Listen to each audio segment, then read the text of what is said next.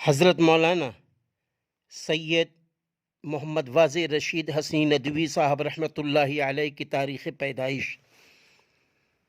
3 شعبان المعظم 1352 ہجری مطابق 20 نومبر 1933 عیسوی میں تکیہ کلا میدان پور رائے بریلی میں ہوئی۔ آپ کی تاریخ وفات 9 جمادی الاولیٰ 1440 ہجری مطابق 16 جنوری 2019 عیسوی کو ہوئی۔ حضرت مولانا واضح رشید حسنی ندوی رحمۃ اللہ علیہ جدید عربی زبان و ادب کے ماہر، ناقد، صحافی اور دارالعلوم ندوۃ العلماء کے معتمد تعلیم تھے۔ آپ مصلح الامت، مربی مرشدی، مفکر اسلام حضرت مولانا سید محمد رابع حسنی ندوی صاحب دامت برکاتہم العالیہ کے حقیقی چھوٹے بھائی اور مجاز بیعت و ارشاد تھے۔ دارالعلوم ندوۃ العلماء سے تعلیم حاصل کرنے کے بعد علی گڑھ مسلم یونیورسٹی سے انگریزی میں BA کیا۔ اس کے بعد آل انڈیا ریڈیو میں بحیثیت مترجم و اناؤنسر 1953 عیسوی سے 1973 عیسوی تک کام کرنے کے بعد دارالعلوم ندوۃ العلماء میں تشریف لائے۔ حضرت مولانا رحمۃ اللہ علیہ کو اللہ تعالیٰ نے ایسا خاندان تقوی صفت والا دیا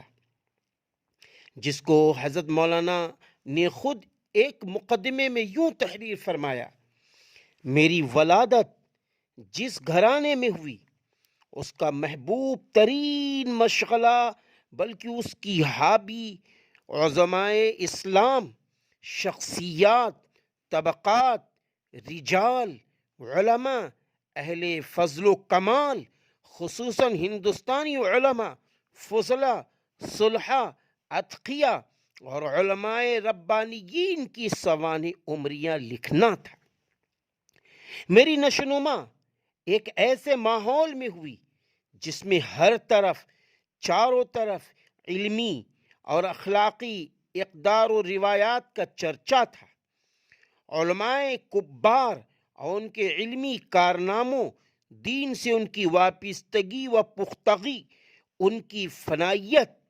اور مختلف صدیوں کے اصحاب فضل و کمال علماء کے تذکرے بڑے احترام و عظمت، ذوق و شوق، بڑے پر اثر دلکش لہجے میں ہوتے تھے۔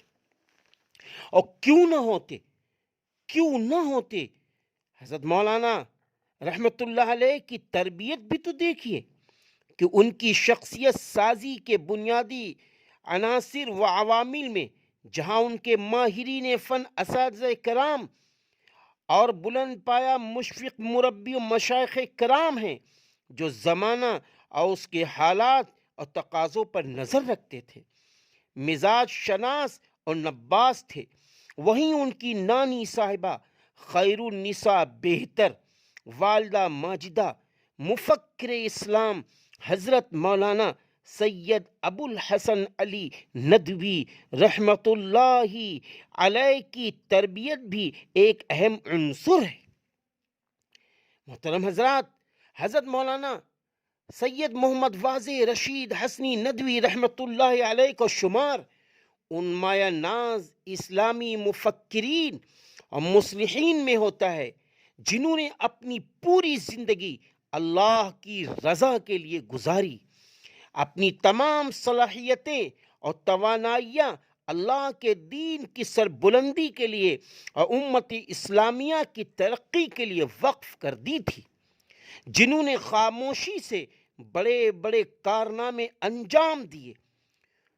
نمود و ریا سے دور رہ کر ملت کی تعمیر و ترقی میں دل و جان سے لگے رہے،